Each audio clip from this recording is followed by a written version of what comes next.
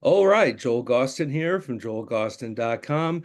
As regular subscribers and viewers to this channel know, I've done quite a few videos pertaining to the history of New Jersey underground music. Fortunately, I have a guest who, although these days is known for work away from the Garden State, did have a pretty interesting time in New Jersey in the 80s that led to some interesting music and ties in nicely to some of the other topics I've already covered on this channel. So with that said, it's my pleasure to welcome finally to my channel my old friend Martin Atkins. Martin, how the hell are you, man? Good to see you. Hey Joel, it's good to see you. Yeah, you say finally, because I think like 3 or 4 weeks ago, you said, well, here I am, 100 episodes in. And I was just like, oh, and I just started reading down to see who else you'd spoken to. And I get to the end, I'm like, well, I swore I'd done you. I'm like, oh my God, I didn't, wow. So yeah, I'm pleased to be doing this. Excellent. Yeah, yeah. And it's one of those things where sometimes the most obvious thing is what's put aside for too long. This channel built very organically, kind of by accident. I had a friend, another Jersey connection, Fred Schreck from the Ancients, who plays with Big Paul now Yeah. in Light of Eternity. He'd asked me to do something to promote the Ancients reissue. And I said, well, my schedule's a little tight to write something right now, but why don't we just bang out a Zoom video? It'll accomplish essentially the same thing. So I did that. I'm like, well, shit, this is easy because I've resisted this for the longest time because I'm a writer, but I kind of grew to love this. And then it was like, oh, let's talk to my old bandmates. I'm on the phone with Roger Ebner just BSing. I said, well, come on, Roger. And then it sort of built up. And eventually, when you and I connected, I'm like, for fuck's sake, I haven't had Martin on yet. I mean, uh, Yeah. so I'm sorry it took me so long to get to you, man, but I'm glad we're connecting now for sure. Yeah, and there's some there's some recent uh things for me which I wasn't aware of that we'll get into as all of this unfolds. Yeah. Cool, cool. And first of all, I guess the last time you and I did have a proper chat was the last Pigface tour in 2019. So it's been a couple of years, man. Yeah. And kind of starting off there, I want to mention to the very best of my knowledge, everyone who was on that tour is okay. Like they're all here. They got through some pretty big hurdles last couple of years. Most importantly, before we do anything else, let me address this. Love to Mr. Levi, as Yeah. always. Yeah. My Of course. filter's not cooperating, but I swear Charles, oh, there he is. I swear Okay. Charles Oh, is he was there. there and then he went away. Yeah. Yeah. Yeah. Yeah. So love to him as always. And I know Bradley's about to go out with Raymond Watts. Curse, I think, is on that tour as well. So everybody seems to be, Yeah. grinding up again and doing things. So We had some, I think, 2019. Like it feels like it was a year ago, but it's getting close to being 5 years ago, I know. which like my goodness. And I was noodling around thinking about a couple of shows this fall, and it's almost came together.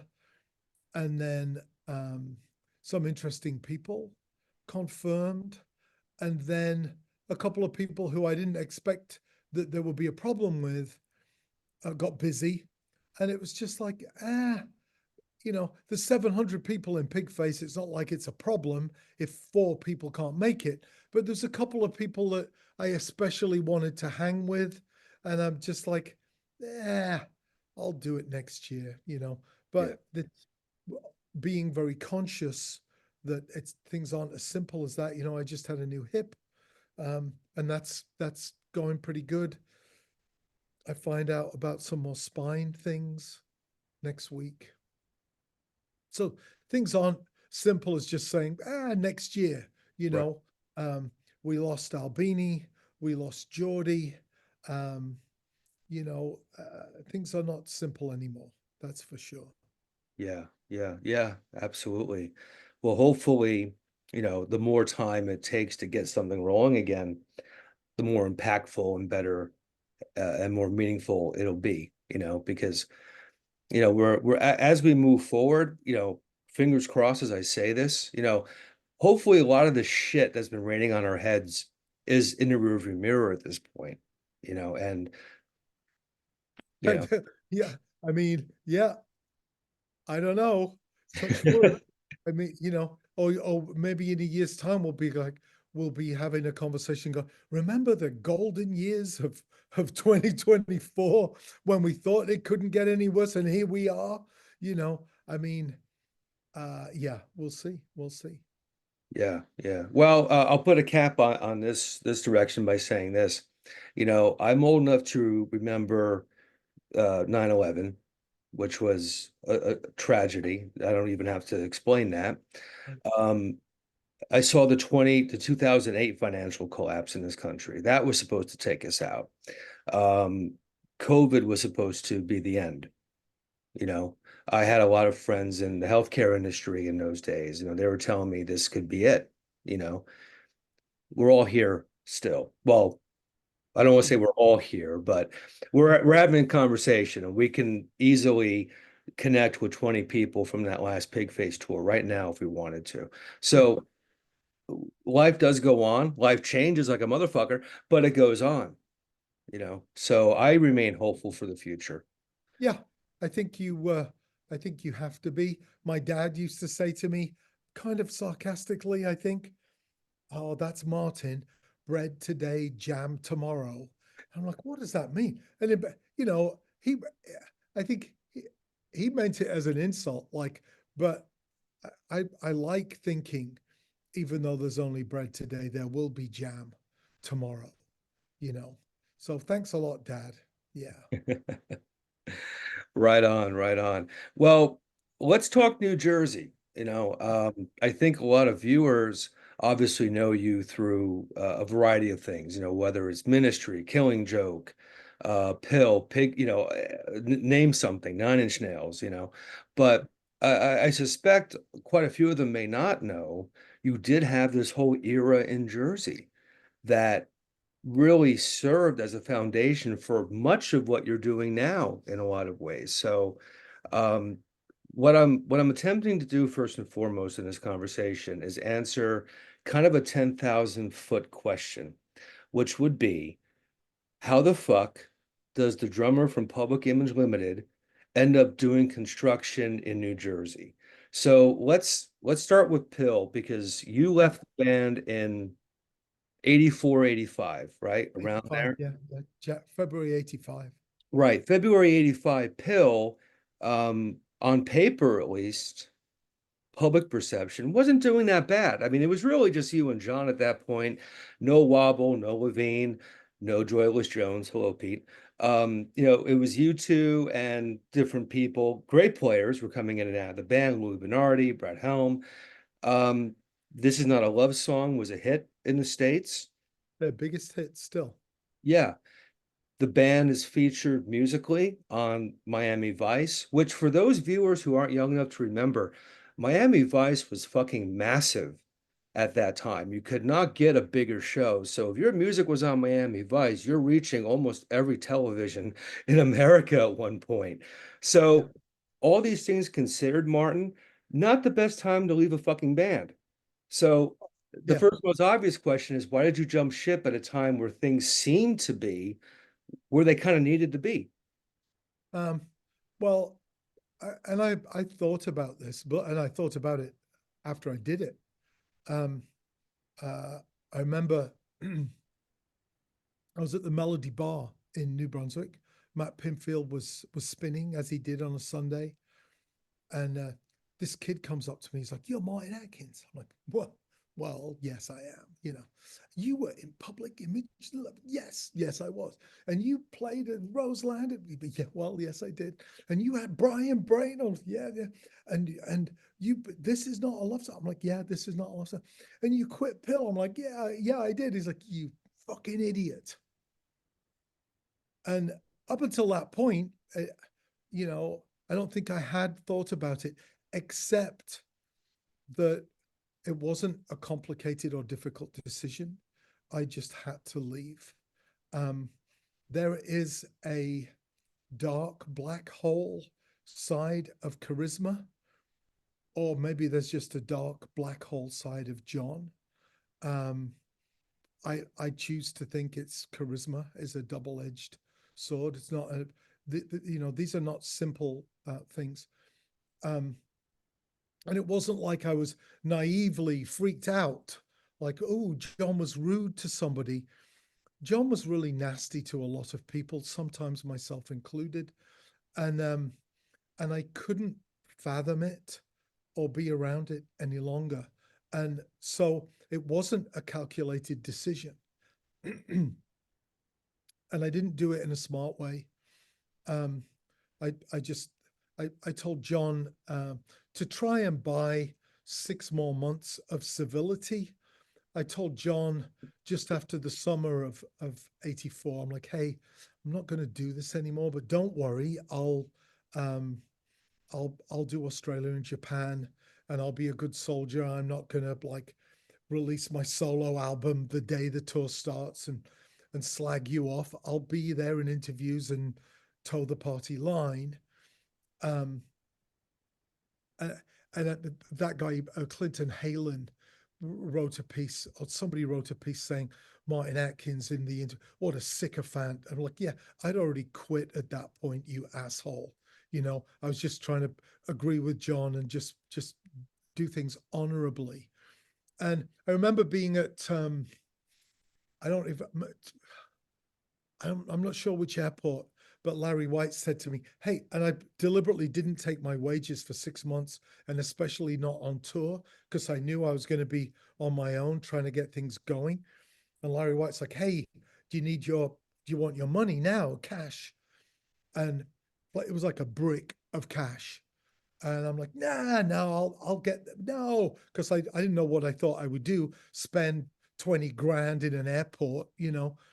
Um, I'm like, nah, I'll get it later. And then John and Larry and a couple of band members went to Hawaii.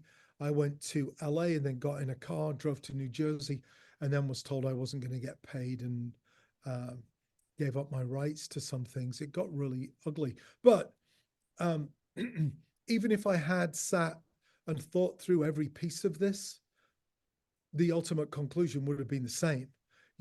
Like I just couldn't stay in that situation. And uh, I think I thought, I was in PiL at that point for a quarter of my life. I joined PiL when I just turned 20 and left 5 years later. And I think I thought I'd just join another band, Mm. and um, I had Brian Brain, which Brian Brain had different degrees of success in and around New Jersey. And we based out of New Jersey for a while with a bunch of New Jersey players. And Jeff and Margot were in New York City. It was very connected to New York City. And it just didn't happen. And then a couple other things happened. I think my work permit through Warner Brothers had expired. I got some parking tickets on the Brian Brain vehicle.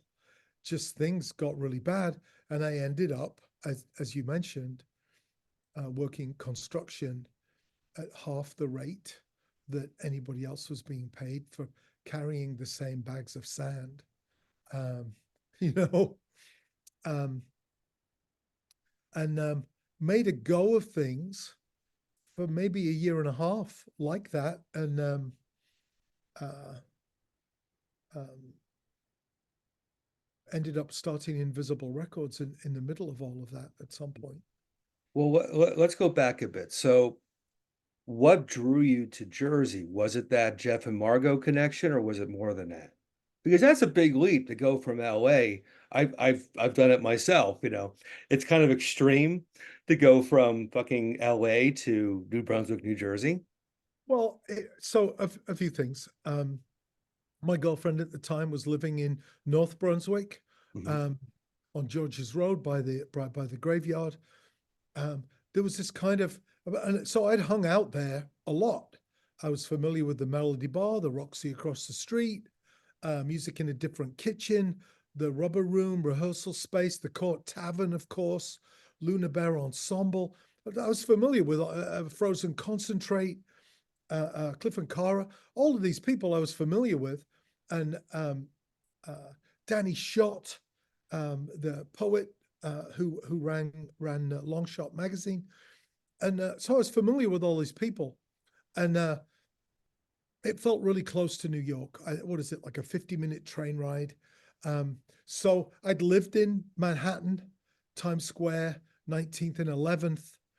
I'd lived in Los Angeles. I'd lived in London.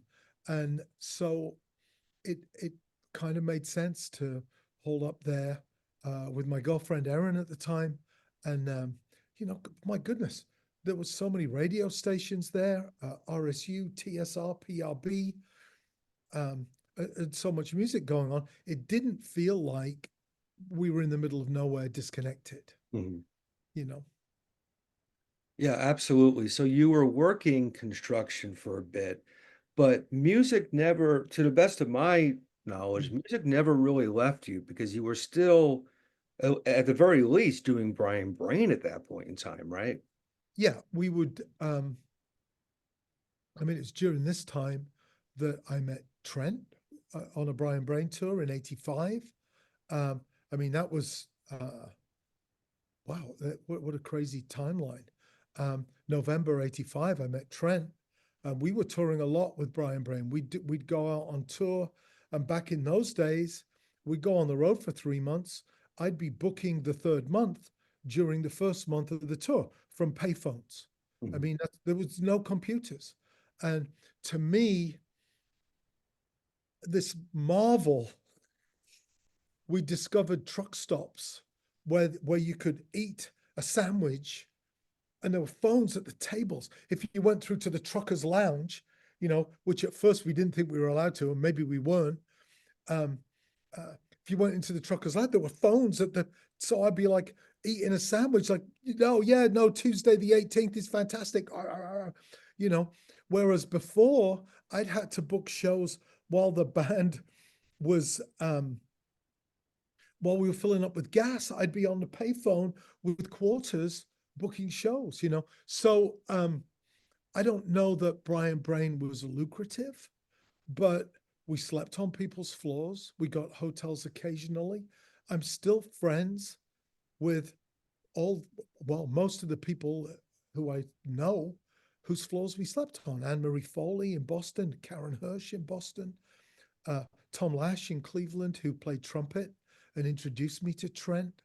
Um, I still know all of those people. I recommend this way of touring to anybody. Gets weird, you know. I've had people say to me that that's very dangerous. I'm like, I don't know that being in someone's house is more dangerous than being in a shitty motel, you know. And you use your common sense, but uh, that's what we did. And I think um, along the way, Brian Brain went from a 3-piece to a 12-piece, incorporated graffiti on stage, a 3-piece horn section, percussion, drums from Joe Trump, who's still playing with Carbon to this day, and incorporated members of a band from Florida called Crossfire Choir, who kind of set New Brunswick alight. Mhm. These bastards from Florida, they had this huge sound system and I remember going around the Court Tavern going, no. People are like, oh, it sounds so powerful. I'm like, of course it fucking does. They brought this huge sound system in, just seemed really unfair. But when we go in and play New York, we played the Ritz. We had some minor ripples of success when Funky Zoo Mhm. was used by the Brooklyn Zoo, a club in Brooklyn, where I remember putting Adam from the Beasties on my guest list. Um, we also played there with PiL. So, like, things were happening.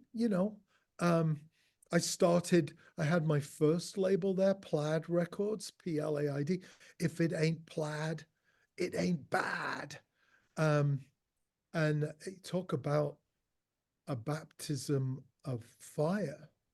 Um, we did an exclusive distribution deal with Greenwald Right. Distribution, and I shipped 80% of the copies of our EP, Fun with Music, to them. And 2 weeks later, they declared bankruptcy and kept our stock disappeared. I mean, it took me 2 years to pay back the investors from that. So, so I didn't, it wasn't like I gave up music. I'm realizing now, it wasn't like I gave up music and turned my back on it. I think Brian Brain was quite celebrated in some circles, and we just kept doing it and pushing ourselves and touring for 3 months, coming back for a month, and going out on tour for another 3 months. I don't know that we particularly had any of those skills down, like merchandise or any of the things that might have made it easier. But we had some places where uh, Brian Brain was kind of celebrated. In fact, Michelle DeFrazier booked the Fantasy Nightclub in Lakewood, Ohio for 30 years. And in a recent interview in Cleveland Scene magazine, was asked, okay, you've had this 30-year career. You've booked everybody through the little club. There was the Fantasy Nightclub, the Fantasy Theater, and just on the corner, because the family owned the entire block, a club called Symposium. She's like, what was the favorite show you've ever booked? She's like, oh, Brian Brain. Love Brian Brain. And that was actually the night before I met Trent. And that was the night that Trent and Tom played horns with us. But so it wasn't like I was doing nothing. But certainly after spending 5 years in PiL and doing live TV in American Bandstand in Australia, Japan, but you could see where it was a pretty interesting move. I actually I couldn't find it prior to us connecting, but I did find some other stuff. So there was going to be a show and tell portion of this conversation. But I have on cassette and vinyl Brian Brain on Plaid Records, the full-length album Time Flies While You're Having Toast. Is that that's what it's called? Yeah. I have that somewhere. So I remember that definitely was getting around, at least in New Jersey, because I picked it up at Flipside in Pumpton Plains, you know. Okay. So Yeah, I I mean, that was recorded with Rick Kerr, who's sadly no longer with us. I mean, the studio was on Times Square, which might sound um, uh, amazing now, but back then Times Square was dangerous. And but Rick was part of a production team, um, produced the album on spec, and there was some there was some interesting tracks on there. And I mean, Brian Brain, there was a catalog with Brian Brain. They've Got Me in the Bottle. The first single came out during my first tour with PiL, was in the alternative charts. Another Million Miles was directly read from my PiL tour diary. When we got back, the front cover was my visa in my passport. Jive Jive, um, the follow-up single to that was, I think, on MTV. We shot a video for that with a bunch of the people who went on to work at MTV. So we had, um, it was a thing for a while. And honestly, I miss those gigs. I mean, well, I was especially drunk out of my head, carrying prescription speed and sometimes quite violent. Um, but um, but it was pretty wild. And I think even Pete, who, Pete and I didn't get along for a while, I think with some pretty good reasons. But I think even Pete says kind of now, I mean, it's like you booked an American tour from a fucking payphone in Yep. Wangford, like he's kind of, I'm like, and I'm like, oh fuck yeah, well, we did, I mean, those were crazy times, whichever way you slice it. Yeah. Yeah. Um I had Doug Visdom on Ah, yeah, a yeah. couple months ago, Chicago, yeah. and Cliff and Ivy are coming on next weekend. as Yeah. it happens. So I'm kind of sticking with this New Brunswick thing. So it's cool that we connected again. But obviously there are some interesting characters specific to that New Brunswick scene at that time, Doug being one of them. Yeah. Um, uh, John Ritchie comes to mind. But I want to get into one person because and we'll get into the other guys as well. But one person kind of at the top of the tree to get into because he was very crucial to what became your label, your second label. Um, Let me preface this with a quick story because in 95, when I was a senior in high school, I started booking live music shows at a VFW hall, a 300 seat place down the road from where I went to school. And, how do you get things to happen? Well, there's no internet at that point. There's no Facebook. So you go through a phone book or you look at album covers and find, and you make phone calls. I had met you a couple years prior to that, but I remember calling Invisible, you very late at night, thinking I would get your machine. I got you. So we started talking. We were this close to booking Sheep on Drugs and Psychic TV, but the dates were funky. Same thing happened when I called Wax Trax TVT at the time. I couldn't get anything booked. We were that close, but I left a voicemail, and a few minutes later, my phone rings, and I pick it up, and like this whirlwind enters my life for about 45 minutes to an hour. Within about 5 minutes, we realized we couldn't book anything. And I thought the call was going to be somewhat short, but the guy kept me on. And it was like, so what's your story? And we started talking about things um I wish I had recorded it because I can still hear his voice. I can still hear his way of describing things. And I'm like, I can't believe I'm talking to this person. And he wants to talk. He's not like rushing the call. We're bullshitting. That was William Tucker, Hmm. and to this day, I'm so happy that happened because he just came into my world, made it very colorful for about an hour, and then went on his way. And I have a sneaking suspicion it's kind of how it was with William all the time. So let me get into William with you. How did you two initially cross paths? I imagine it would have been in that New Brunswick scene, right? Yeah, it was 3 or 4 years before. Well, I mean, Leela, my first wife, and I got William to come out to Chicago eventually. Um, but but yeah, 87, 86, 87. I'm working with the construction crew, and sometimes we were in the Philadelphia area. We're listening to PRB or WTSR in Trenton, and Mickey from Ween would had his own show, um, and I'm sorry, my printing is ready at FedEx. Sorry. Um, let me just backtrack on that. So we were building decks, and I was we were still punks. Myself, Jean Bassett, and John O'Brien. Three of us. We called our company Picnic on the Grass, and so we worked for ourselves eventually.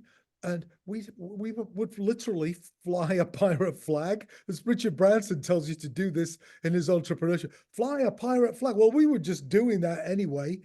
And Jean and John were both. I'm sorry. Sorry.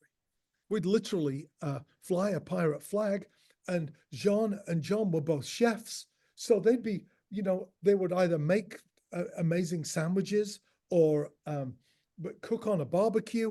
And you'd see the husbands coming home to their family, in a wealthy area of Princeton, like thinking in my head, I'm looking at them and they're thinking they got it all wrong because they're earning the money with the nice car and the fancy jobs, but we're outside in the sunshine flying a pirate flag and barbecue. And so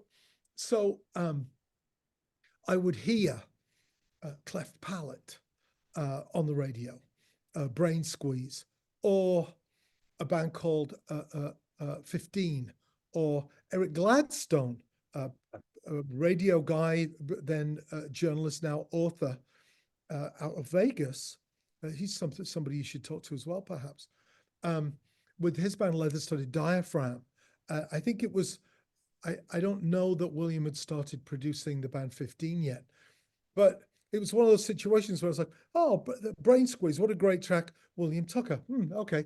And then a week later, bum, bum, bum, and there's something with William Tucker. I'm like, oh, and after a couple of months of that, it's like, well, okay. And I think William had a band before Cleft Palate, or maybe at the same time. Um, was he in Scornflakes? Oh yeah. Hmm. Okay. But then there was something else. Him and this other guy. Regressive Aid was prior to Scornflakes. Aggressive. No, no, Swinging Pistons. no. That was Oh, with Andrew Weiss, I think. They were on MTV. Um, I forget. It was just the two of them, and what I loved about what he was doing, like one gig, um, they were just naked, covered in saran wrap. And so you tell your friends, you got to come and see this band. It's just two of them, and they're wearing like big afro wigs, and they're covered in saran wrap, rolling around the stage. And so you go to the show, and it's completely different.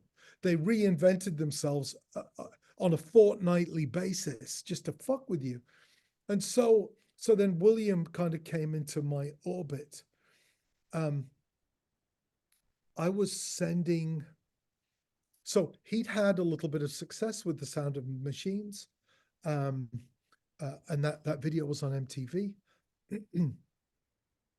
uh, um, and I was sending cassettes to anybody I could send a cassette to.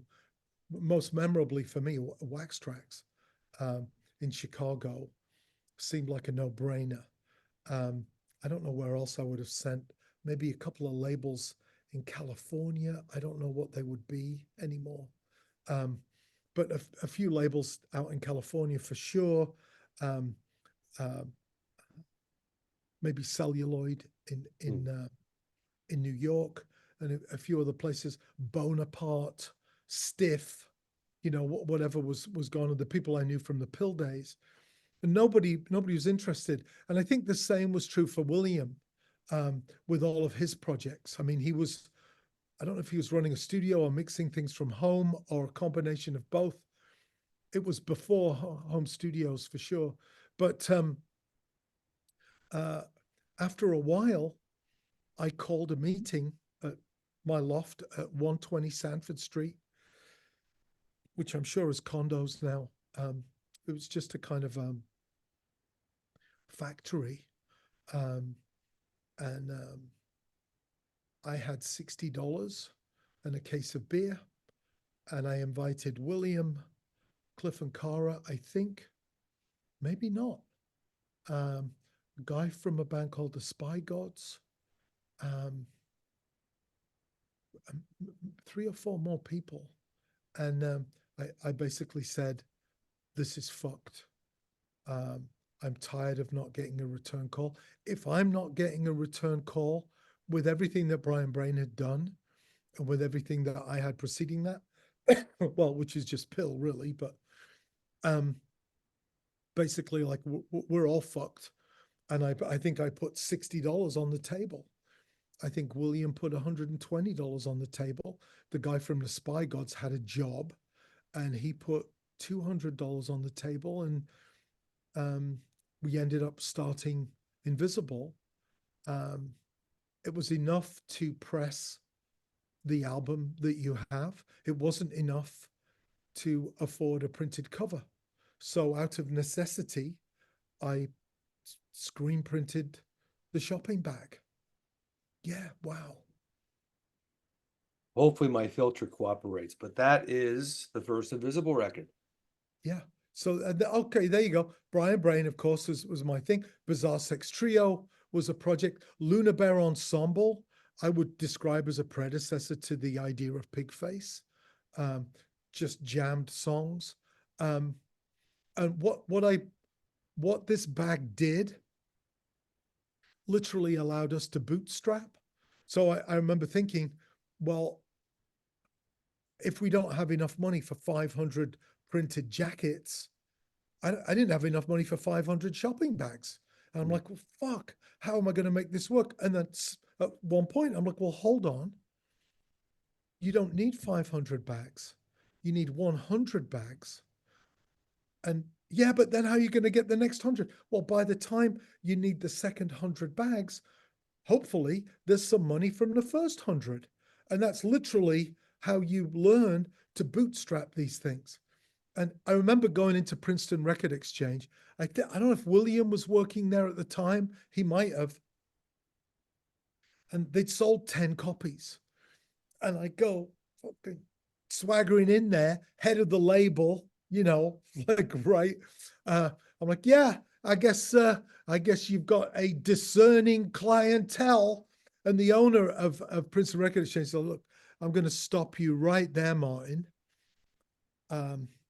What's going on partially is, first off, you got the handles sticking up, right? I'm like, yeah, fuck off. We're like, who, what? So people come in the store and they're grabbing the handles. I'm like, okay, where's my money?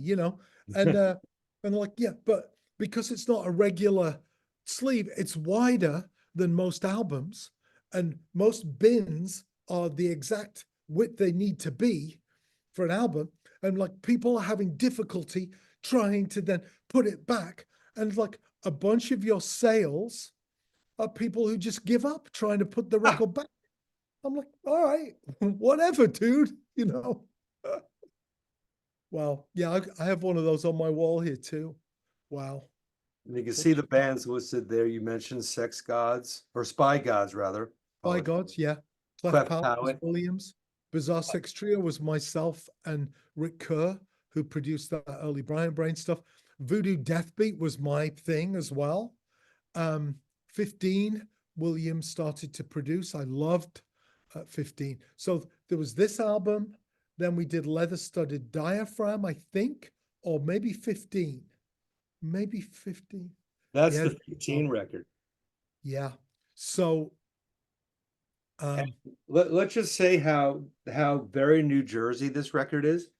On the back, it's produced by William Tucker, engineered by Eric Rachel at Trax East in South River, legendary studio.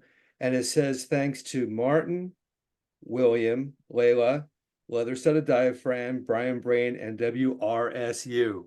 You wow. can't get more 80s Jersey Wow. than that thank you list. And that is that 002?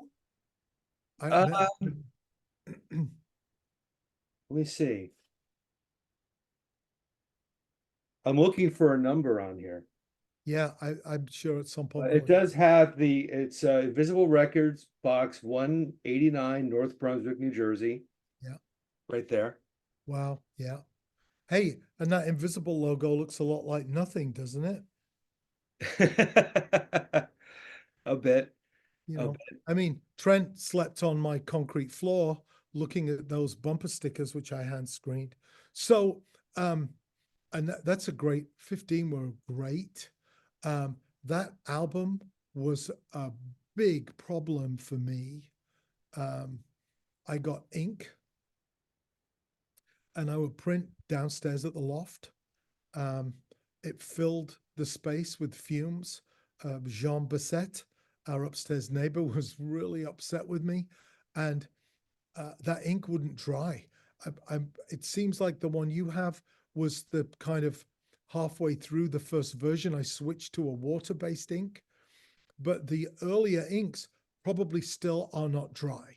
I didn't know about different inks or anything. This was so if I can give you a little bit of a detour for a second, this was also my beginning of screen printing, which I'm still doing yesterday, and this is just here. This is next to me anyway. I didn't put this here. This is the first t-shirt that I printed. And you could see, if I can reach it all the way up. Oh, come on, Martin. Sorry, my jacket's on the same coat hanger here. you could see all the way at the bottom, Yep. that that's the fuck screen. So each police logo, each fuck, each pizza, each running person, I found all of these screens in the garbage on George's Road, in North Brunswick, and there were two or three like World Trade Towers of screen printing screens, and I grabbed all of them, 3 different trips to take them to my loft, with the intention of giving them to my friend Paul Hirsch, who was a local artist, still an artist now, doing very well in upstate New York, Paul Bennett Hirsch. And he told me how expensive it was to stretch canvas for painting. I thought, well, I'll give all of these to Paul. Perfect squares. And then I started to look and go, well, wow, all of these screens are like a microcosm of this community. You know, the police department, somebody wanted pizza, the running person, and somebody wanted fuck on a t-shirt, I guess. And so I started to make shirts. The second shirt I printed with those screens in New Brunswick, New Jersey, was the fuck shirt that I gave to Mike Scasher. Mm. And he wore that in the In Case You Didn't Feel Like Showing Up, Burning Inside video. And then gave it to Mark Durante from KMFDM, who then gifted it back here to the museum. So these things kind of intersect. This DIY world, this screen printing. We use the same screens that we used on the shopping bag to Mm. also make T-shirts, which I still have an invisible T-shirt. And point of interest, I don't know if you know this, but while I was in that space, promoted a Steve Albini Rape Man show at the Roxy. James Murphy, my first intern, helped me print the T-shirts for that show. There's one of them up there on the wall, and James just wore the Brian Brain shirt on the Tonight Show, Mm. and wore it. He did 5 sold out shows here in Chicago, and wore his Brian Brain shirt one night. And so these connections go pretty deep. Well, you're talking about screen printing, and to the very best of my knowledge, the very first screen printed album. And let me just say, I've known you about 33 years now. So I Mhm. have 33 years of screen printed shit from you that's followed me coast to coast through marriage, divorce, everything. I've got mountains of your screen printed. But this was the first Bizarre Sex Trio. Wow. Yeah. Yeah. Wow. This was a very early Invisible record. This was when you were still in Jersey. Yeah. Yeah. Well, as was 15 and Leather Studded Diaphragm. So um just as the shirt that's covered in Fox took a day and a half, the shirt I just showed you took a day and a half. I'm trying to do something with that release that major labels can't do. I'm Mm. like, and that's a lofty goal for someone without any money whatsoever, right? Um, and that Bizarre Sex Trio release, every sleeve was completely different. Like, and so the one you have, so I started off with, there was the graphic that Paul Bennett Hirsch did, the graphic of the 3 guys, and the guy's got a dick in the side of his head. So I would start with, well, Bizarre Trio, those the the guys and the word sex is one color, the background is another color, and the lettering is green. There might be another one where the background's yellow and the lettering is fluorescent pink. I hadn't discovered scratch and sniff inks at that point, thank goodness. But then you could see what I started to do here is to dot the inks on the screen and then pull. And there are extreme versions. The first time you pull with 20 dots of ink on a screen, it's like a rainbow. And the second one, as you push the ink away, is a rainbow. And then everything gets mixed up and it just becomes brown. But there is a video where I scanned 500 of those sleeves Mm. just to document my first experience with a video flatbed scanner. just to document all of these different sleeves, because it occurred to me, you've got one, but unless you've got a poster with 10 of those sleeves on a poster, you don't know how different they all are from each other. I think I still have 10 or 15 here, which I need to frame up and put somewhere, because there's a path through this creativity through essential acts, right? It's not just creativity. I know I'll screen print a shopping bag. There was no money. So this is pivot, bootstrap, pivot, bootstrap. Mm. But there's some interesting stuff going on. Like, I don't have any money, but I've got time and a bag of speed, probably. Um, how about this one here? Was this a Jersey Invisible record as well? Dogzilla. Uh,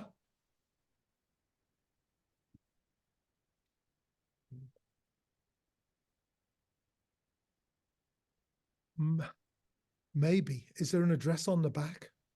Uh, this is 89. Okay, I think it might be Uh, Chicago then. is there an address? I don't see one. If Uh, it's a different PO box like 687 blah blah, blah, then it will be Chicago. I think 89.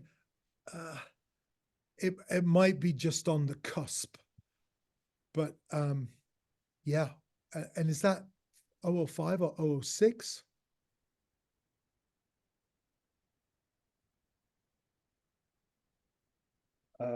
good question. But we met Dogzilla. That Boston was almost a hometown for us. It was the first place we landed in with PiL. We had 5 or 6 days before the first show there, and then we go back. Boston was usually our first stop on a tour. We slept on Anne Marie and Karen's floor, as did U2, Bauhaus, Gang of Four, um, everybody, and so we naturally became connected to Dogzilla.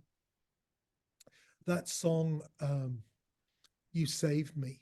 Mm. Oh my goodness! Oh my goodness! Love that song. Love that song. And then Andy Maguire, who played bass in Dogzilla, went on to play bass with Pigface. Yeah, I think yeah, she talked to Chris Connolly too. I'm not sure. yeah. I think she did. That would have been like early 90s. Hmm.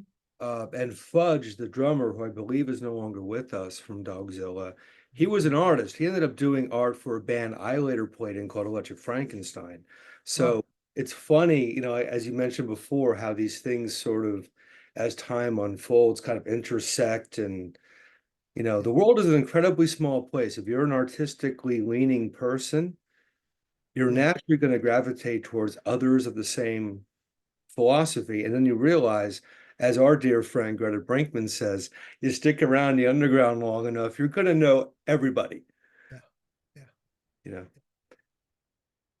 But I wanted to segue into, if I can find it here, another invisible New Jersey, and this is definitely it's got the North Jersey PO box on the back cover, but this kind of segues into past New Jersey. But then I want to circle back to Jersey. But this one is a New Jersey release under Invisible, and that would be the Killing Joke album you did, Oh, okay. Wow. Yeah. which my Um, filter is not helping me with whatsoever. wow. So, yeah. Uh, I so, think this was Invisible 8 or 9, uh, something like yeah, that. I don't No, remember 4, Invisible 4. before. Okay. Yeah. It doesn't mean, well, okay. 15, Bizarre Sex Trio. I'm not sure, but was Leather Studded Diaphragm 5? Do you have that one? That one I don't have. Okay, so that's in there somewhere. That's Eric Gladstone, local. That's early Invisible 2, New Brunswick band gigging with the fantastic song "Get Your Hands Off My Cock," and to see them play that, and there's like no one's anywhere near the stage, let alone anywhere near Eric Gladstone's cock was hilarious. So um, while I'm still in New Jersey, uh, I'm out on the construction site, and I want to say my phone rings. I'm not sure how that's possible. I don't know if we had cell phones at that. Maybe I had a flip phone. I don't know, some kind of bizarre Motorola thing. Um, but I got a phone call from Geordie, and um, he got my phone number from somebody in Washington D.C. and said, "Hey, we want you to come to England and join Killing Joke." So um, when I got there, things were disastrous, and so I did a couple of things. Um, one was to sell a bunch of the Spike, who was helping the band, was complaining to me like, "This is terrible. I can't work. There's no room in the office. We need a larger office, but there's no money. You can't move in the office for t-shirts and these fucking flexi discs." I'm like, "Well, here's an idea. Why don't we sell some fucking flexi discs and some of these damn t-shirts, and then there'll be more space in the office, there'll be some money." And I called Greyhound Distribution, who we talked with about distributing some invisible stuff into England. I'm like, "Hey, you're in England, I'm in England. You want 400 of these flexi discs?" And I sent somebody over there in a cab, and they came back with £1,000, you know. So and then somebody was playing a cassette or a DAT tape of the Courtauld talks, like, "Hey, we did this thing, let's have a listen." I'm like, let's put this out, come on. And so um I think, of course, I'm thinking, well, this would be good for my label. But it was essential for Killing Joke to have something going on, Mhm. because things were so bad. I think we had a couple of gigs. All the equipment was stored at a place called John Henry's, a rehearsal place that also had storage. And the band owed so much money on the storage facility. They said, "Look, we're not, you can't take any equipment out," because they just figured, if we let you take the equipment, you're not coming back. You'll just go to another facility, and we'll never see the money. So things were really desperate for Killing Joke. And I don't think the Courtauld Talks was particularly any kind of a money spinner. In fact, perhaps uh, the reverse for the label. Um, if you're interested, I like lessons, record label lessons from Martin. Friends don't let friends start labels. Welcome to the music business. You're fucked.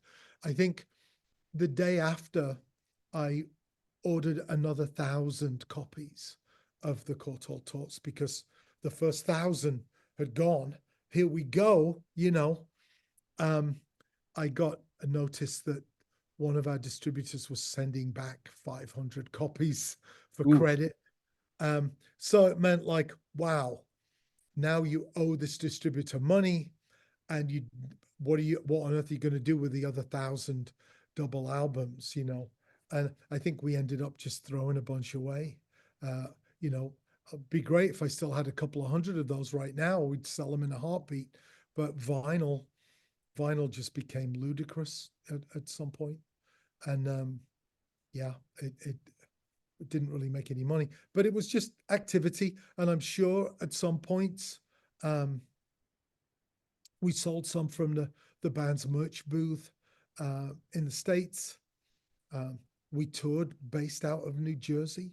Killing Joke was based out of New Jersey for a little bit there. Mhm. Um, uh, and Leela and I uh, ran Killing Joke's management in the States. And a little bit of context for this release, this vinyl release here. For those who don't know, this is a spoken word record, with jazz being very jazz, and accompanied by Geordie, of course. One of the finest riffs Geordie ever played is on this record, and Jeff Scatterbury percussion. Yeah. Interesting record. I think there's a CD edition of this as well that came out at some point.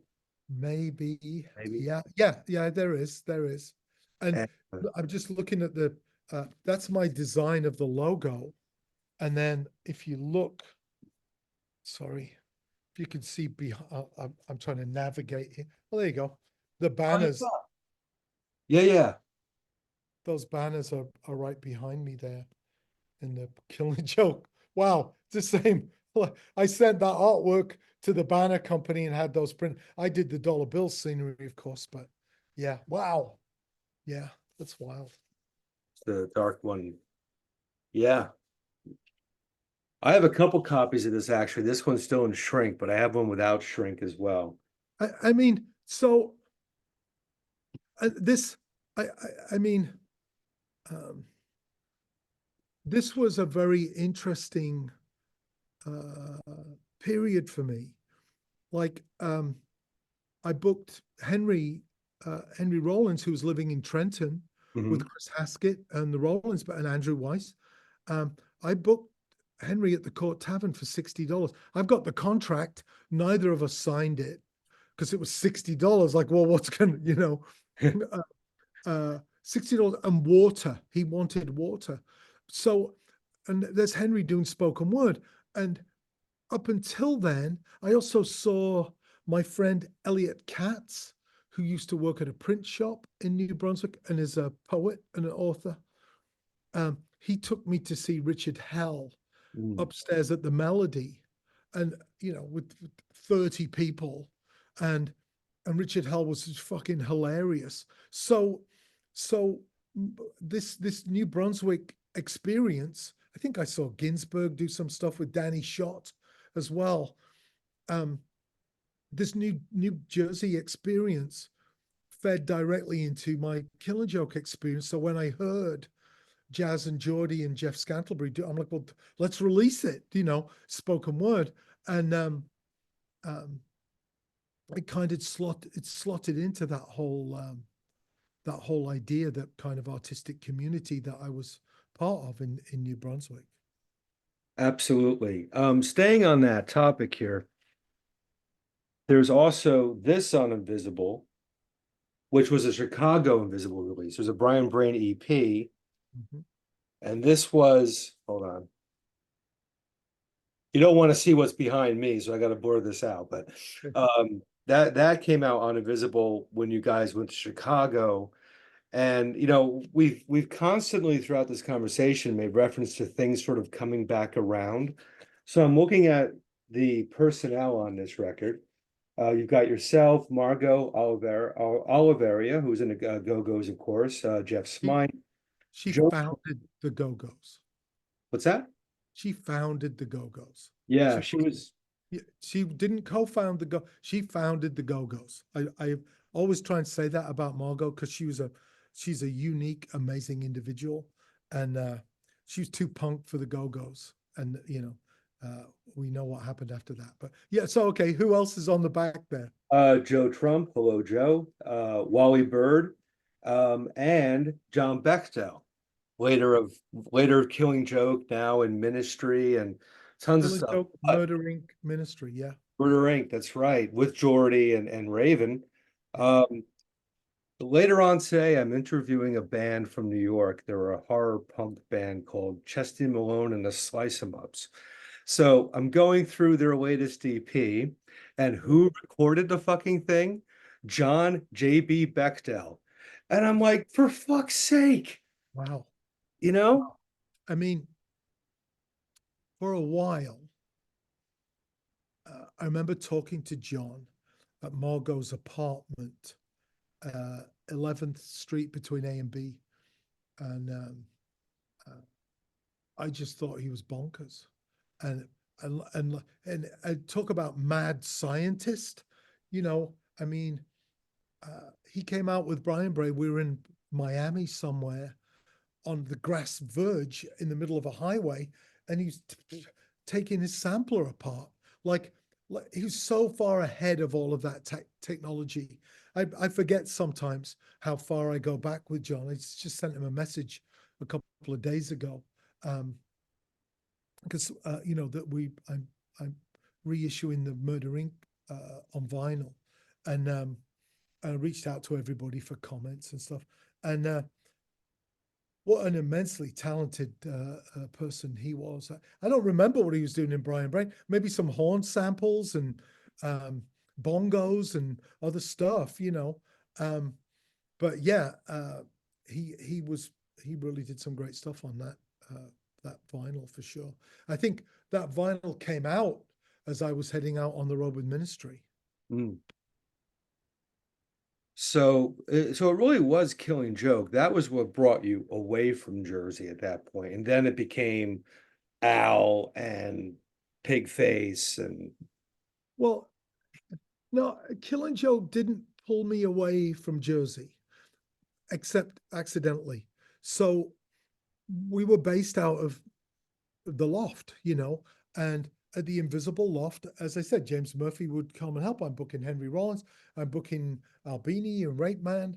Nine Inch Nails slept on my floor. At that, you know, after playing to nobody at City Gardens,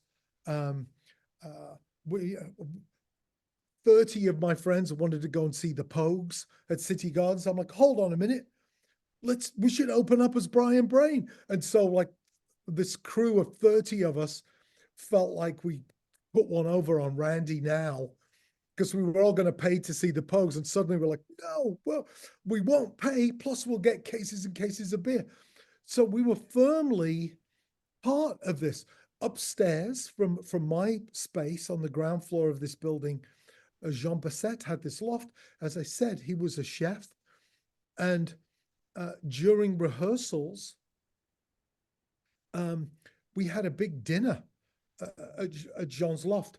Jean and John, they were both chefs, cooked this huge bouillabaisse and invited us upstairs to eat. And they had hung a parachute in this huge loft with this picture somewhere. So we ate underneath this parachute. It was just glorious. And but what happened? 89, maybe I should find the exact date. Killing Joke plays Chicago. I meet Al and Patty Jorgensen because Jazz and Geordie knew them from London. And then the promoter ripped off Killing Joke for $5,000 off of a $9,000 guarantee. And I remember just sitting really calmly and saying, look, you obviously, like, you know, I'll give you some leeway here. You don't have a fucking clue who you're dealing with. And this is going to end up, I don't know how badly it's going to end up for you, but I'm sitting here now quite calmly. We're getting the money. That's not in doubt. And I'm coming back to Chicago after this tour. Like, who the fuck do you think you're dealing with? And I mean, there's stories, there's Killing Joke stories, you know. And so I guess I was partially inspired by that. And so at the end of a Killing Joke tour, I'm back in New Jersey and I flew out to Chicago and like called up Al, of course, like, hey, I'm in Chicago. I'm here for 4 days to find this, do you know where this guy is? Because he owes Killing Joke money. And Al's like, hey, come on over to this address, which is Chicago Tracks Recording. And they were just finishing up The Mind is a Terrible Thing. I have a cassette over there that Al gave to me. And I'm like, the fuck?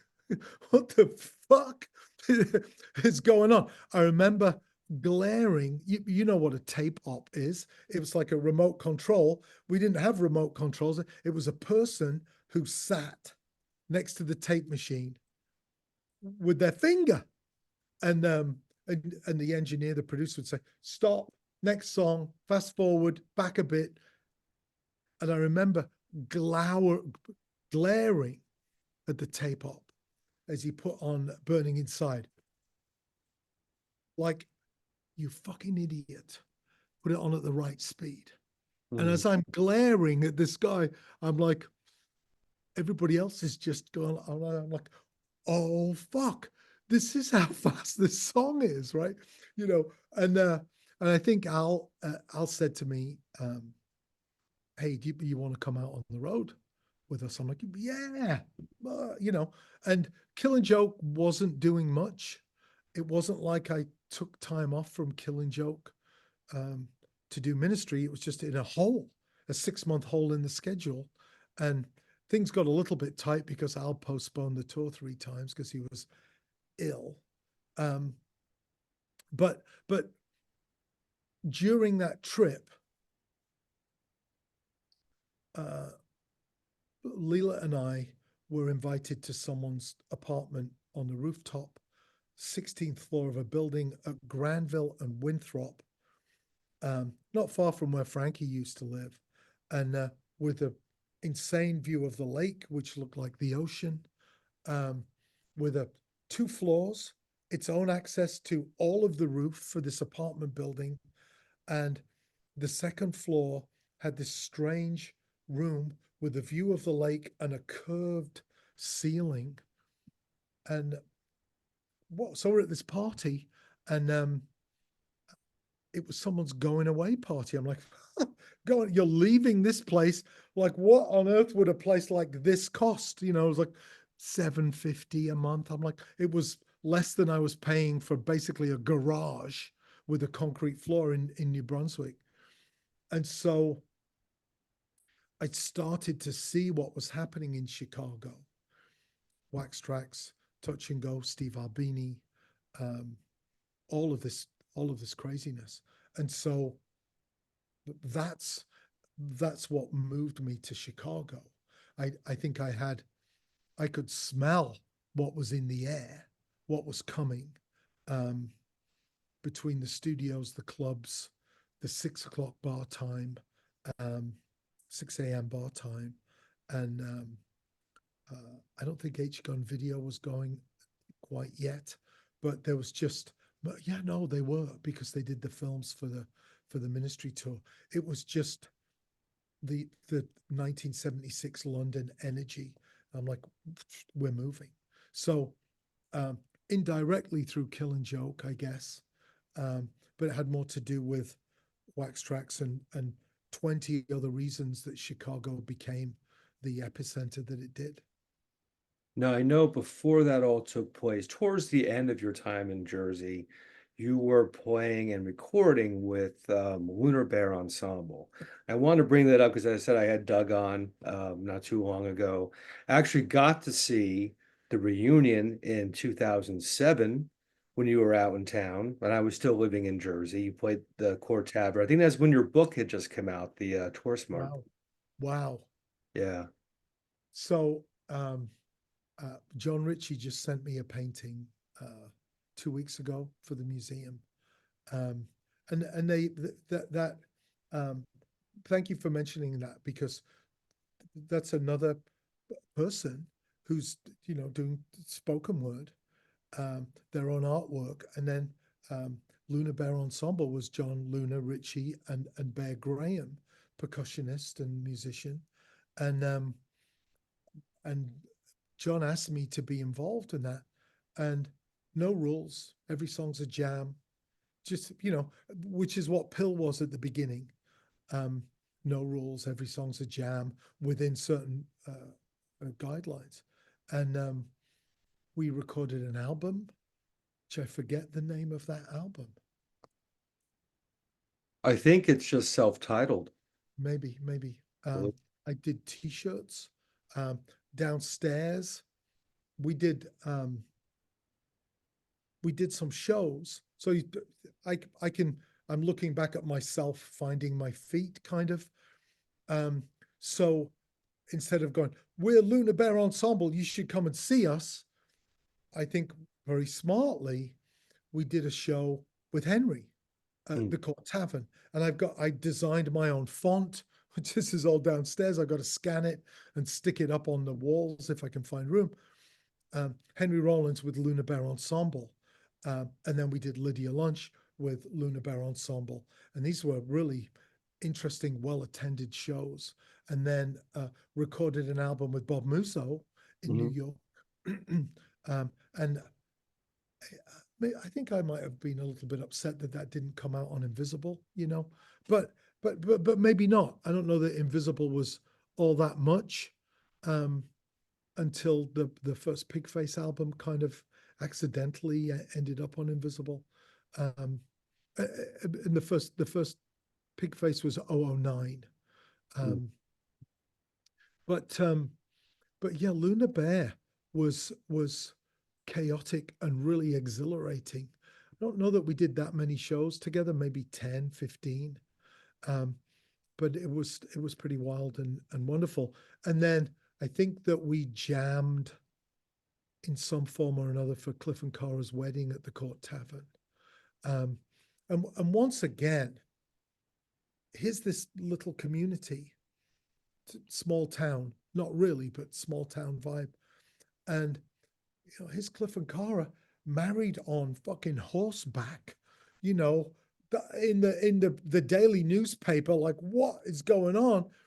And just a lot of very talented people crossing paths in a really in a really small area, you know. Yeah. Yeah, absolutely. Then, of course, there's that whole sort of New Brunswick punk scene as well, which Doug was a part of, Pleased Youth and more of that genocide, like there's this whole other side to this. Oh, Uh, and there's I don't know if you remember Bobby Ebbs. I don't know oh, sure.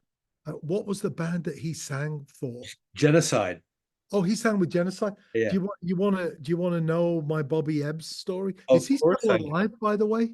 No, he's been gone for a long time. So we don't have to rehash my Gigi Allen story, right? I think people know that one.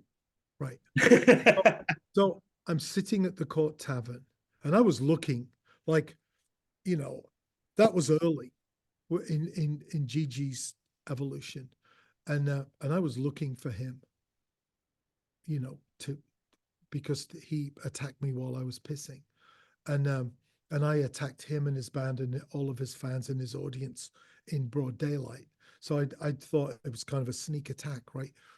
I'm sitting in the Court Tavern one day. So it's like this tells you a lot about me that somebody called me at the Court Tavern. Is Martin there? Right. Like it's 1 a.m. I get this phone call like Gigi Allen is at this address. Okay, let's go. And so I go to this address. Come on, you fuckers.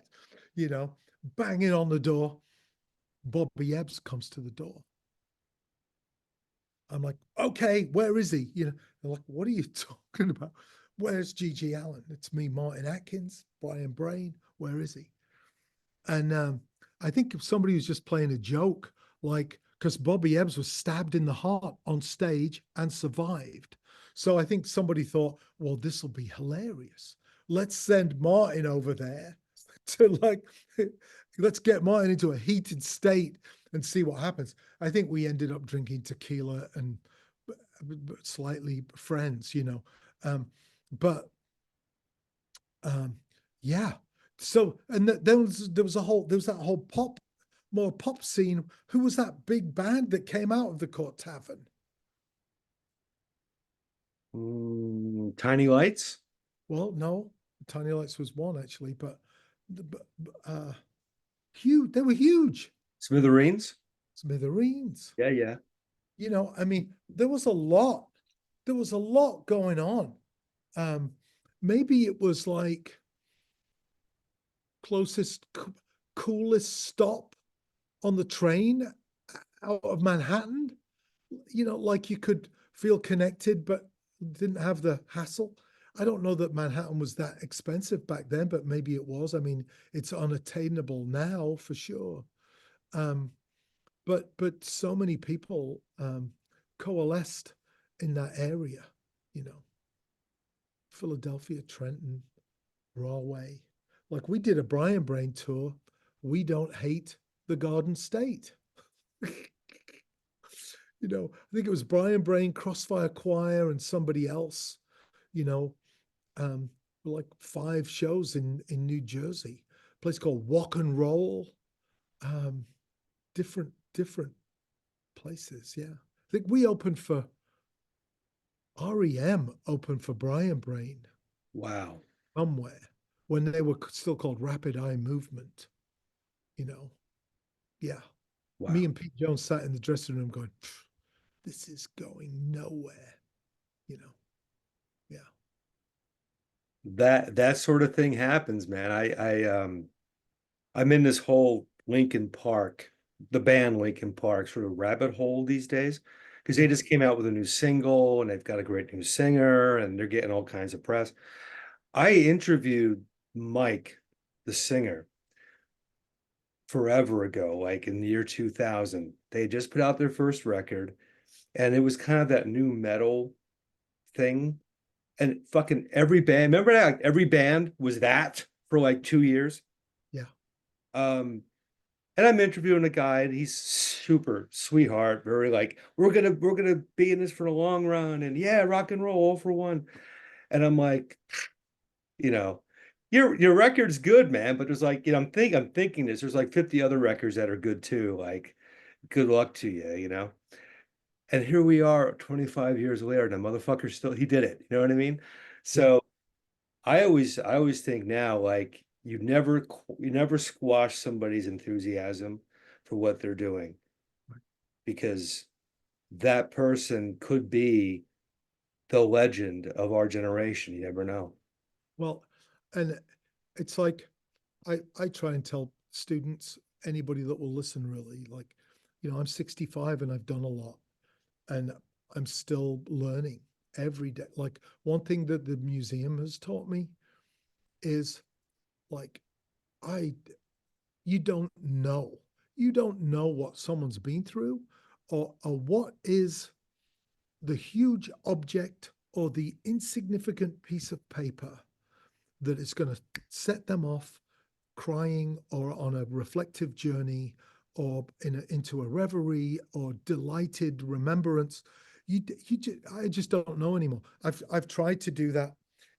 Behind me is my kit from In Case You Didn't Feel Like Showing Up, Head Like a Hole, Killing Joke, Fuck Off, Pigface, everything. Um, and but I have people sometimes who seem unfazed by everything, unimpressed. And then they'll see, I had this one person on the way out the door. And I think I was thinking, well, they can't all be winners. Not everyone's going to like this place. And then they saw half of a bumper sticker that had been smashed by another flight case and torn off, but you could still see half of the call letters from a radio station from Toronto. They, 15 minutes, this guy is almost to tears in the foyer, remembering this radio station. And it's like, whoa, you just, I think this place has given me a little bit of maturity and respect and a little bit of uh, able to listen a bit more. It keeps surprising me. This guy came in a month ago, like an older guy, uh, with his two younger kids, like 14, 16-year-old kids. And I just thought immediately, he's going to fucking love this. How are we going to deal with the kids? Because they're going to be bored. He's going to want to stay for hours. I've got some hot chocolate. I actually thought this. I've got some hot chocolate in the cupboard. We'll do the steamed milk with the Marzocco espresso machine. They'll enjoy that. I can really show them some love. It was the 16-year-old girl. It was her 16th birthday, and she dragged her dad here. It's like, so you don't know. I mean, it sounds like we're both at the same place of like, you don't know. And you, we can't know what's driving a person or what's important to them or what they've gone through to get to a place, and I think I have a healthier um, I'd still throw a monitor at Gigi Allen's head, absolutely, but some stuff I might dial back on a little bit. Yeah, I hear you. I definitely want to get into what's behind you, because that brings things to the present tense. But one final thing to kind of put the cap on the Jersey discussion, Yeah, because if we're talking Jersey, we got to talk about Andrew Weiss. yeah, And it was a beautiful moment in 2019 because I was coming back to playing Pigface in New York, exactly 18 years to the day when I first started playing in Pigface, also in New York. Wow. Yeah. Driving down from New Hampshire in a snowstorm. By the way, stop fucking booking tours in November. That's maybe another conversation for another Yeah. time. But Well, nobody else is touring, which is good, you know. yeah, why is that, Martin? Why? Why is that? You think it might be fucking treacherous for your drummer Because in New they're Hampshire? frightened of the competition from Pigface. That's what it is. Like, but yeah, but easy to say, right? You could deal with snow and it's frightening, and sometimes we almost didn't make it. But like Love and Rockets played here a year ago, the same night at Sisters of Mercy at a different venue. Like, I mean, Yeah. I mean, there are things more catastrophic than a snowstorm. Yeah, I get it. I'm I always don't, I don't want to say, and that's a Sisters of Mercy show. That's a hilarious joke. But I mean, audience being spoiled for choice, you know. yeah, But yeah, I'm fucking with you. But anyway, so yeah, I'm yeah, driving down from New Hampshire in the snow, and I'm staying that evening in New York with my girlfriend at the time, the young lady I spanked on stage that night. yeah. Totally other story. Um, so I grab whatever I can to throw in a bag because I'm gonna need a change of clothes for the next day. It's just a big pile of black in my apartment. I don't know what I'm grabbing. If it's the right size and it's black, it goes in the fucking bag. So I get down to New York and I realize I had thrown a Regressive Aid t-shirt in the bag. So I meet up with you and you're like, oh yeah, Andrew Weiss is playing bass tonight. And I'm like, I have a Regressive Aid shirt in my fucking bag right now because I'm spending the night here. Mm, It's yeah, Jersey will always tap us on the shoulder, man, no matter where we are in the world. It always comes back to us in some way. yeah. I love Andrew, and uh, I was down in Philadelphia at um, Stephen asked me to jam with Flipper, Mhm. and of course I know David Yao for ages, and Jesus Lizard did their second show on the roof that I was talking about before, and and so we're in the dressing room, and it's me and David Yao. It's like, it's Andrew, what Andrew, fucking what Andrew, what the fuck, you got your bass, and Stephen is like, who is this? It's like, it's Andrew Weiss, dude, you know. And so Stephen didn't know who Andrew was, and starts grilling Andrew. Do you know, was it Sex Bomb? Is it Sex Bomb? Um, and Andrew's like, it's like, me and David yell like, it's Andrew, you know. And Uh-huh. so it almost felt like we convinced Stephen to give Andrew a shot playing, you know. But he is so effortless, um, and it's one thing to jam with a band, but you've got Charles Levi on the one hand and Greta Brinkman. So to be the third bass player, like, and and nobody trod on each other's toes uh, uh, in a frequency sense. It wasn't a problem for the engineer to deal with those three different bass players, which says a lot, you know. Yeah. Um, and I think somebody there are different groups of uh, members of Pigface, and a couple of people said to me, "Well, how many songs will Andrew do?" And I'm like, "As many as he fucking wants to." You know, we're not. Shut up, you know. And yeah, I love Andrew. Yeah, New Jersey man. I got to show you one thing because it's over here. Hold on just a second. This just have to make sure you can see it. So that is William's handwriting. Uh-huh. It's from our filing cabinet. Pam Conkle used to do our publicity, and she put this sign on the filing cabinet. Please check the open drawers before slamming, as it may contain a cat, you know. And so, of course, William in his hand slammed doors as hard as possible, you know. And that I pulled that off of the filing cabinet to preserve it because it's such a William moment, you know. Yeah, absolutely. So let's get into what's behind you. You are now a museum curator, we'll call it, in Chicago. And that was something that sprang up during the pandemic days, really. Yeah.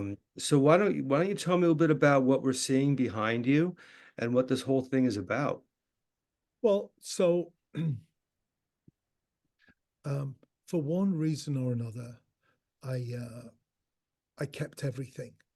Um, some stuff makes sense, like Trent's royalty statement that was returned to us, forwarding order expired, returned to sender. That's the business of a record label. So, like, Your Honor, we've tried to pay Mr. Resner on several occasions, exhibit one, you know. Um, so I didn't curate that part of the exhibit. Um, I think that during my first year with PiL, I didn't know if it was going to last another 5 minutes. So I kept a cup from the BBC when we did the John Peel session. I kept my ticket from the Paris Metro when I went over there. My first two gigs became Paris au Printemps. I kept the hand typed sheet of paper from Virgin Records with Hotel Brabant, Paris, and Pick Up at John's House, 45 Gunter Grove. I just kept everything. And then um, having the label uh, necessitated keeping everything. Managing Killing Joke meant it was smart to keep the 1991 meal money sign off sheet when we all got pizza at the Ritz. And that's over there behind me. Um, so I had all of this stuff and some interesting objects, test department scenery, Killing Joke scenery, sheep on drugs, neon, Pigface scenery, all of these things that felt like they wanted to be hung in a space. I did it in 2016 as a precursor to the first Pigface reunion show at the House of Blues in 2016. I was kind of testing the waters a little bit to see if anybody gave a shit. And we just hung some big pieces, the tapestry from Welcome to Mexico, um, the Fook latex scenery that Tim Gore did, um, all these different pieces. And during the pandemic, I started to do Zoom sessions Mhm. and ended up with sometimes 200 people on a Zoom session celebrating Killing Joke or Ministry or PiL. And I'm like, there's something going on here, you know. Um, and I think as an experiment, I just announced one day, I'm going to start a museum. You could be a founder, buy this $125 t-shirt, and you could be a founder of a museum. And people really like that idea. What really struck me, I mean, you can look around here um, at this place. Uh, you can look around and see all of this stuff, and you're seeing maybe a third of it. Um, you could go, oh well, this makes perfect sense. Yeah, but when this was still somebody's apartment, used to be Invisible Records 15 years ago, but this was someone's apartment when I launched the idea of the museum, and the fact that some people just jumped on board was really stunning to me, humbling, and a tremendous weight of responsibility. Like if you buy an album like the Damage Manual limited edition, it's an object. There you go. Um, I send you the object. We're done. Mhm. But when somebody sends you $125 for a t-shirt and a pass and a letter and believes in what you're doing, there's a weight to that. There's a connection, there's a chord, there's a there's a debt that goes hand in hand that that, that, that isn't a financial debt. And so then here we are. I think that first year I thought we'll do this until Cold Waves in September, and we'll do like we'll do a whiskey pancake brunch, and it'll be crazy. And I loved it. There was more room in here then, but we set out tables and people were eating pancakes and eating donuts and coffee, and instead of maybe creating a way to exit the idea, it just fueled it even more. And then we get to December of last year, and a couple of things happened. We acquired Genesis P. Origins Lederhosen. So the Genesis area, and I'm not sure, did Martin King play drums the night you played drums with Joe Trump? No, no, Okay. no. So Jen, I found a bunch of photographs that Miss Jackie took, Mhm. that Jen sent to me, like, please look at these photographs that Miss Jackie took. And then I found hotel receipts with Jen's name, notes from Jen and Miss Jackie, handwritten notes, and then the videos of Jen introducing Pigface. And Hold then we, on. So you have a Gen section at the museum? yeah, We'll talk offline. I have some things. okay. Yeah, Yeah. it's so you could see Jen's lederhosen behind me and the videos of Jen in the lederhosen introducing Pigface. And this whole section behind me here is Jen, with the picture at the bottom Mm. by my nose that Jen's daughter took. And here, there are the lederhosen. But in December, this is like, I try and say this carefully. I don't wake up wanting to do this every day. It's a huge responsibility. It's a lot of work. But this cassette there, that's the cassette that Trent gave me in the laundry room at the party the day after he played Horns with Brian Brain. November 1985. Those are 5 of the earliest Nine Inch Nails demos that we know of.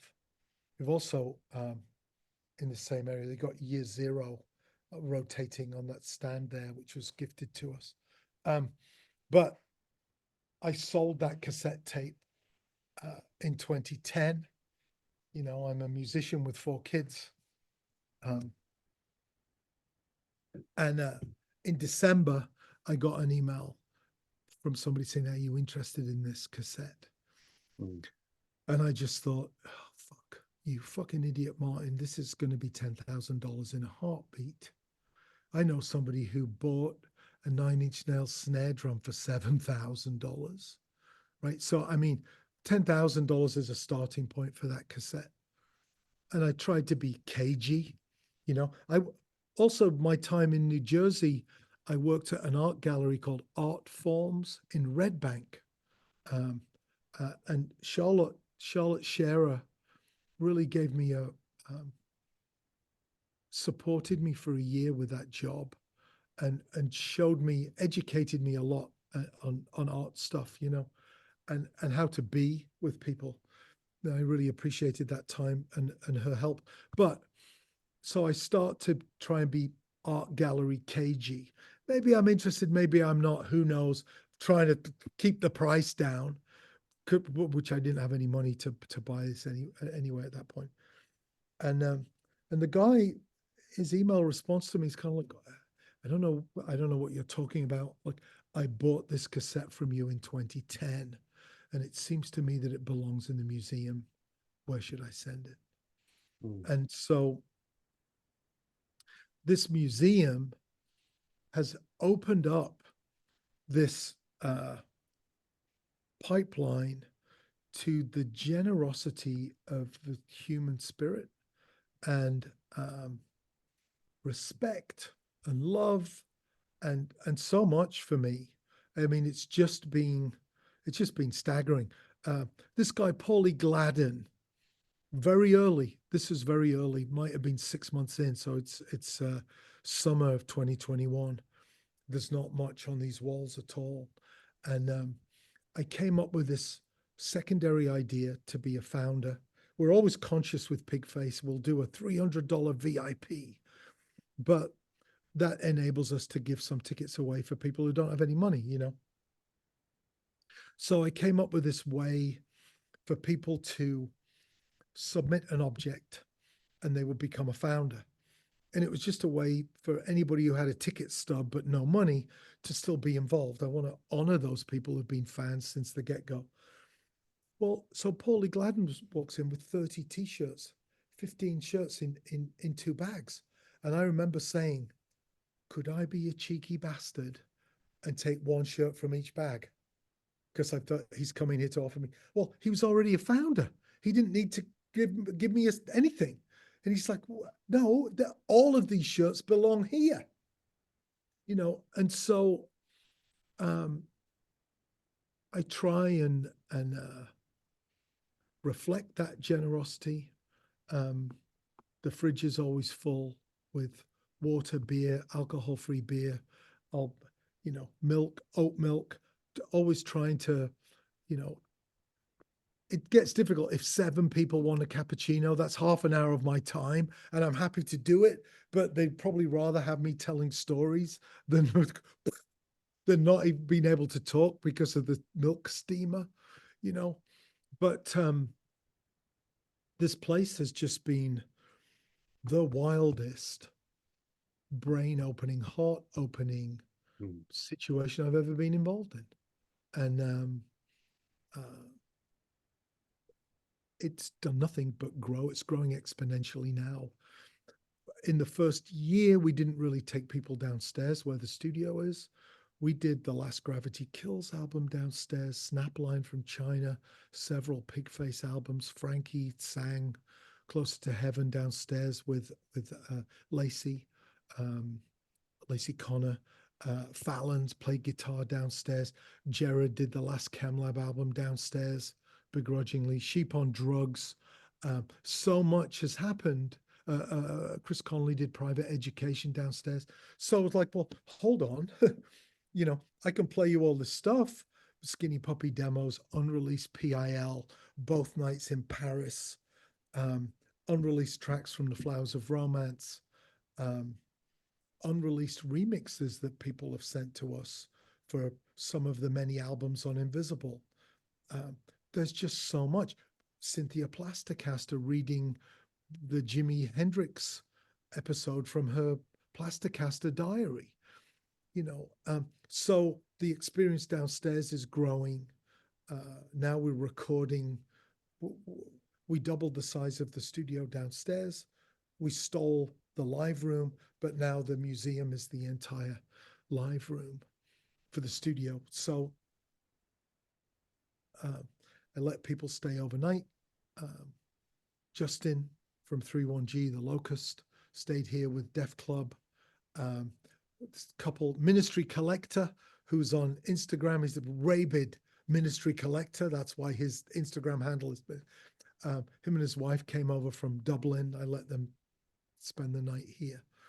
So I try and be post-punk and industrial about the museum in terms of people being able to touch things, touching Duritty columns, sandpaper album sleeve, Factory Records 1980. We're slowly destroying it, but I want people to touch it nonetheless, or letting them spend the night, or going downstairs to the studio and mixing a version of Trent singing Suck with Pigface and leaving with that on a cassette. Yeah. The experiments are just starting, and for some things, 3 years is a long time. It seems like, you know, there are a bunch of people who weren't aware of the museum. And I'm like, that's great, because if you'd visited in the first 6 months, you might have been disappointed. Now it's 3.5 hours just to go through the place with a few stories and a listening session at the end. And I don't think anybody has ever said can we wrap this up because we've got something else to be doing? And yeah, it's just this wonderful, unexpected, creative thing. It's amazing to me, this concept, because the reason why I blur out what's behind me is I have a bunch of boxes I've got to go through. I Okay. sold my home a week before lockdown, and I just tossed everything into boxes and tossed them into this little apartment I found. And here we are 4.5 years later. I still haven't unpacked because life went on, you know. Yeah. So, but I'm now committing myself to going through things. And I recorded until just a couple years ago, admittedly, on micro cassette. And I wasn't always the best at labeling things, which kind of makes it an archaeological dig. Yeah. But I'll get a micro cassette, I'll hit play, and I'll hear a hotel receptionist. Hi, welcome to the blah blah blah. Can I help you? Hi, my name is Joel Gausten. I'm calling for one of your guests, Andy Gill. Can you please connect me? You know, or I'll grab another cassette and there's Raven talking to me, Yeah. and Brendan Mullen. I've got tapes of Brendan. Wow. Jen, I've got hours of Jen. I've got my last email with Brendan. He's like, what the I don't know, he was talking about PiL and like, you've got to do something. I got to tell you my last conversation with Keith Levine. And then Brendan died the next day. There's a Gang of Four smashed microwave Nice, nice. with a baseball bat. Yeah. Oh yeah, this stuff. This stuff. Yeah. But the funny thing is, and I'm sure you understand this yourself, being a label owner or in any project, like I published books, I was a promoter for years, I've been a musician forever. When you're in the moment, you don't think, oh, this is going to be in a book in 20 years, or this belongs under glass in 15 years. It's only when you get a bit older, when you go through the box of stuff, when you realize, like, this is history. This wasn't just what I was doing that Tuesday. This has become something else. And, unfortunately, sometimes, people come and go along the way, and you have these artifacts of, you can listen to them speak. You can listen to them laugh and tell stories. It's like, well, you know, that's what you find in a box. So Yeah. I get this entirely. I get this concept entirely. It's and the the thing the thing that surprised me is the the state that it puts people in, that it can be almost meditative, um, and joyful. Sometimes people, there's a box of tissues downstairs in the studio for a reason. Sometimes, um, uh, if you've grown up listening to a body of work and you hear some other pieces from that exact time period that you've never heard before, um, it's it's a it's a wild experience, and I'm learning every day about some of the connections between these pieces. There's up front, I have my hospital gown from Bellevue, 1982. I checked myself in. We were doing so much blow in New York back then.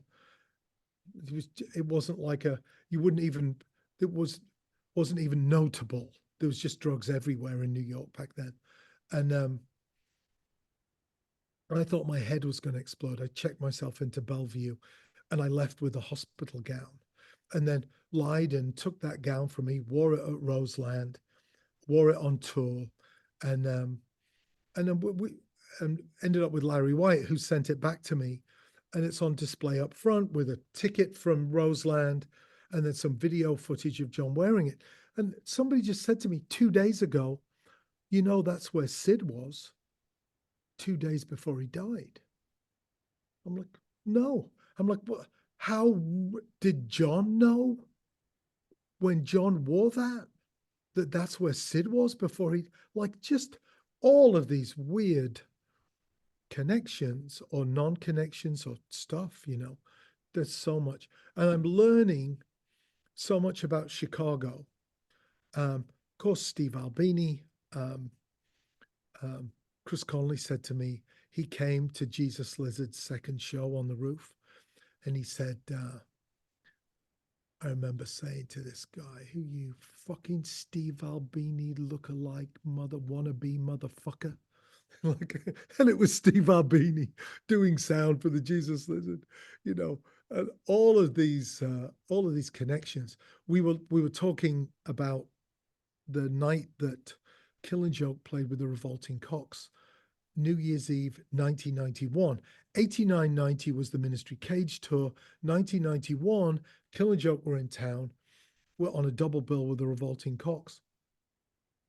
And also that night, um, Smashing Pumpkins opened for Thrill Kill Cult. Hmm. Their first show, they just signed to Caroline Records in New York. Gish hadn't come out yet.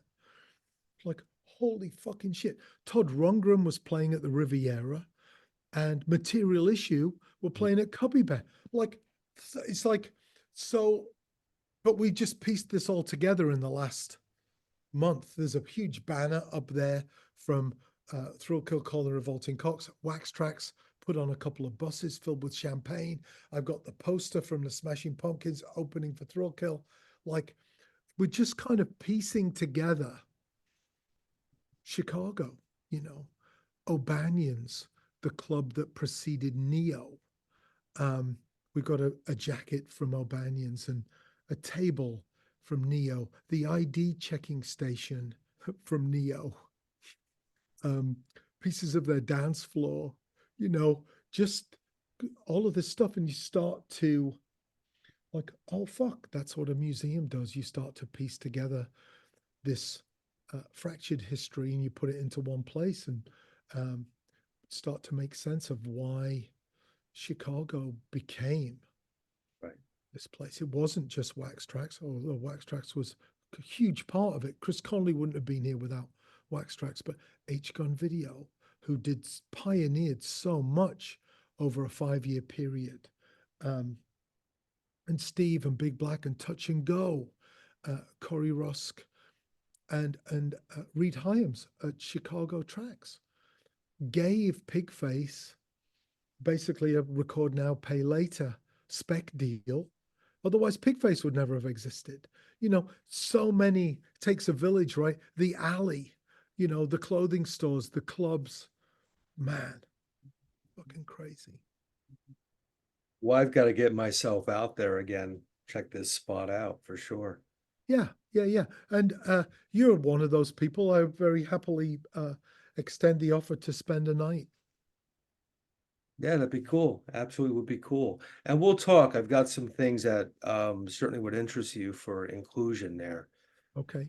Yeah. But I think it's a wonderful concept. I remember when you first started talking about this and to watch it grow, as I've seen many of your things do over the years, it's always fun to see how this sort of, oh, I'll do this becomes what's behind you. I, So, the a month ago, I get an email. Is there any connection between your museum and William Burroughs? I'm like, well, yeah, just one fix ministry in a badly conceived but totally on brand logo ministry heroin spoon, you know. So yeah, there is. We got a one of William's press kits from Island Records. I'm like, all right, well, we'll send you this signed first edition of Naked Lunch then to go with the exhibit. I mean, just and you think, well, that's the period at the end of the sentence, and then Steve Silver shows up with some insane um, Jack Kerouac's wife, William Burroughs fucking story. You know, it's the gift that won't stop giving. it's fantastic. And I'll tell you what, man, our first conversation was on the streets of New Orleans in February 1993 when I was 15 years old. And I still feel like we're having that same conversation all these years later. So Well, always a pleasure connecting with you. Thanks for taking us back to your Jersey era. yeah, I love what you're doing now with the museum, and there will be tons of links in the video description. People can check that out. They can check out your other work. You've got a great big cartel store with some cool merch and other things from this history that we've been diving into. Um, but we'll definitely have to do this again sometime.